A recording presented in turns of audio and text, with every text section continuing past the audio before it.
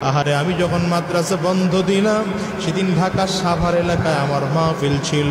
মাহফিল শেষ করে আমি রাত্রিবেলায় মাদ্রাসায় এসে ঢুকলাম, তখন 3টা সাড়ে 3টা বাজে।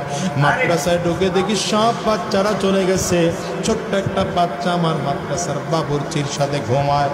বাবুর্চিরে ডাক দিয়ে উঠাইলাম, কিরে বেটা এই বাচ্চাটা বাড়িতে যায় নাই কেন? বাবুর্চি আবার দিকে তাকায় কান্না করে আর বলে, হুজুর আমি জানি না, আপনি ওরে ঘুম থেকে উঠে জিজ্ঞাসা কর। আমি বাচ্চাটারে ঘুম থেকে উঠে গেলাম, কিরে বাবা বল, কেন তুই বাড়িতে যাস না? বাচ্চাটা আমার দিকে তাকায় ফেল ফেল করে কাঁদে আর বলে, হুজুর আমি কই যাব হুজুর, আমার তো বাবা না,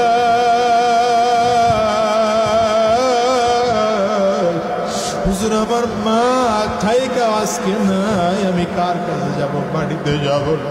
আমি বলি বেটা খুলে বল। বলে হুজুর আমার আব্বা অনেক আগে বিদায় হয়ে চলে গেছে।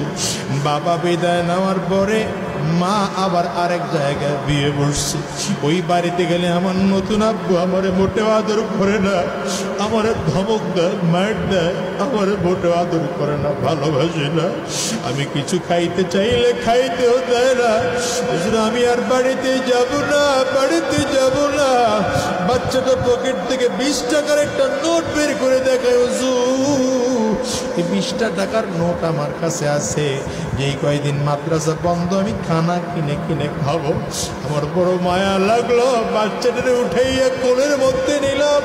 বললাম, বাবারে কে বলছে তোর বাবা নাই? এটা আমার দিকে তাকাইয়া দেখ, আমি তোর বাবা।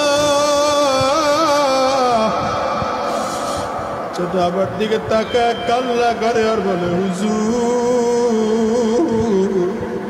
আমি ভালো করে জানি আপনি আমার হুজুর, আপনি আমার ওস্তাদ, আপনি আমার বাবা না। আরে দুনিয়ার মুসলমান ভালো করে বুঝো, ভালো করে বুঝো। কত মানুষ আছে বাবা হারা, কত মানুষ আছে মা হারা। আরে যুবক আজকের এই মাহফিলটার মধ্যে এমন মানুষ আছেন না নাই? চিল্লায় বল। আমিও তো একজন মাহারা মানুষ।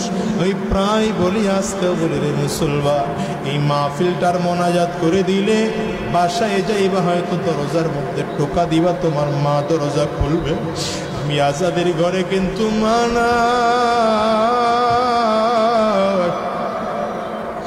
বাসায় গিয়ে দরজার মধ্যে টোকা দিলে আমার মা দরজা খুলবে না। এর যুবক খেয়াল করো, তোমার আমার মা এখানে নাই, এমন আছে না নাই? আছে না নাই? জোরে বলো। আজকের এই মসজিদটার মধ্যে এমন লোক খুঁজলে পাওয়া যাবে যাদের বাবাও নাই, যাদের মাও নাই।